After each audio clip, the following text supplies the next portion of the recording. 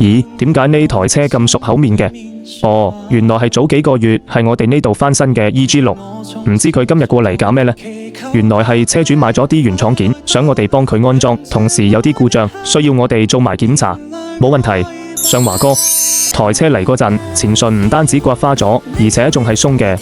經過檢查，發現係因為刮嘅時候可能力度有啲大，將兩粒固定螺絲都整甩咗，所以我哋重新裝咗兩粒螺絲上去，於是問題就解決啦。其次就係呢一灘綠色液體啦，車主自己都唔為意。經過檢查，發現係引擎嘅水泵有情況，所以就漏冷卻液。車主話好在係漏得唔犀利，而且嚟到我哋就發現，否則半路跪低真係好大喎。仲有就係空調，開自動模式可以製冷，但手動模式就冇冷氣啦。經過華哥一輪檢查，發現係空調控制面板出現故障，同時台車仲有其他正常零件老化，最後華哥會將佢修復到點樣，我哋